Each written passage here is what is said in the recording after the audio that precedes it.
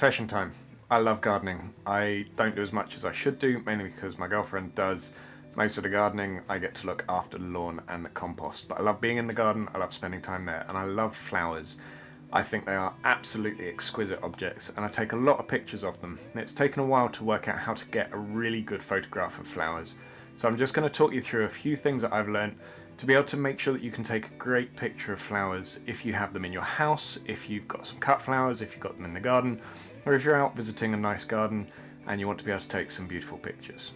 First thing is, pick a good flower. I know that sounds silly. I don't mean pick a good type of flower. I think every flower lends itself to having a beautiful picture taken. But pick a good example of that particular flower. So when you're looking, if you've got a bunch of flowers, one of them will look prettier than the others, or a couple of them might look better than the others. If you're in the garden, pick the best example. If you're outside, sort of spend some time picking one that the petals look healthy, that everything looks clean and tidy, because it will just make the pictures look better in the long run. Then again, this is going right back to the beginning of everything we talked about at the beginning of the series. So if you need a reminder, there's a link, I still can't remember which side it's on, to composition and rules of composition and how we do all of that. But compose your image. Think about what you're actually going to be taking a picture of.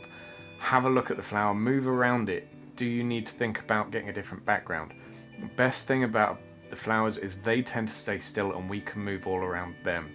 So we can work out exactly where we can get a nice contrasty background. So the best way to be able to show off what you're taking a picture of is to be able to set it against a background that will make it stand out. If you're taking a picture of a white flower against lots of white background, it's not going to stand out significantly. So can you find an angle where you can find a dark background behind it?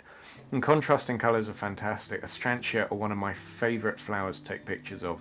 And actually, when we take a picture of something like an Astrantia burgundy, because it's got those beautiful purple tones, if we then balance that against a green background, we get that fantastic contrast from our primary colour wheel. I remember it from primary school and my mother teaching me all about mixing different colours, but there are loads of videos out there to look at colour wheels, those sorts of things, if you need them. But finding that contrasting colour can work brilliantly. In some cases you may not be able to find a background immediately, easily around the picture that will give you the best possible image. Some photographers do take along a background, a piece of card, a piece of cloth that they can put behind the flower to be able to take the picture. I don't tend to do that simply because I'm quite lazy and just carrying an extra bit of card with me doesn't really, it wouldn't compute. I never think to do that, but it is really good practice to do that if it's something that you want to do. It allows you to be able to control your background far more easily.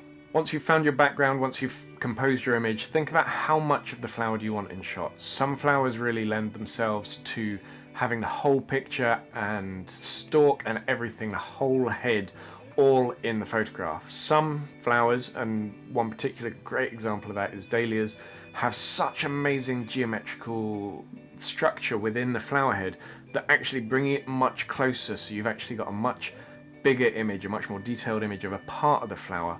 Works fantastically well. So have a look at what you're taking a picture of and work out, should you take the whole picture, the whole flower, should you take a part of it, and actually maybe take a few, take some that are very close up, take some that are from further back, and be able to actually get some of the plant in as well. It's not just the flower. And then finally, focusing on the flower itself. This is a really, I'm still stuck a little bit as to where the best part of the flower to focus on is, and I often take 3 or 4 photographs at different focus points. One of the easiest ways to focus well if you're using a tripod is to bring up the live view. If you're using an SLR or on a mirrorless camera, it's far easier.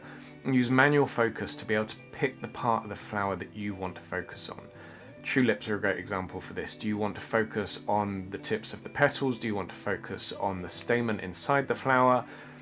Do you want to focus at the back of the flower, the middle of the flower, the front of the flower?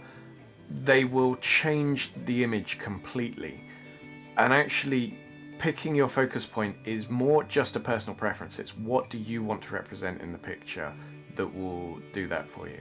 Remember that autofocus is not always completely accurate, particularly if you're working with a macro lens. So if you're using a really close-up lens, autofocus doesn't always focus on precisely the point that you want to pick, and that's where manual focusing, particularly being able to zoom in on manual focusing, will allow you to get exactly the picture that you want.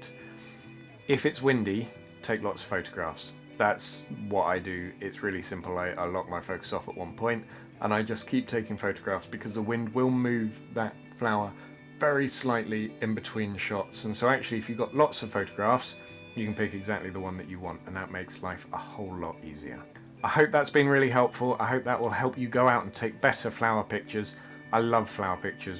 Probably 20% of my entire library is pictures of various flowers. It's been really easy to find examples for all of these tips, so I hope you enjoy it. I hope you go out and play with it. And remember that all these tips actually will work with almost any type of photography. So it's not necessarily just flowers, it might be product photography, it might be still life, any of those sorts of things. This will just help you think about your composition a little bit more with a specific focus in mind. So if you like this video, please subscribe. There have been a whole lot of photography and videography tips already in the last couple of weeks. We're getting towards the end of this how-to series now, but I will do more how-to videos in the future. So if there's anything that you want to know, if there's anything that I haven't covered, please let me know in the comments below, and like the video if it was helpful. Thank you very much.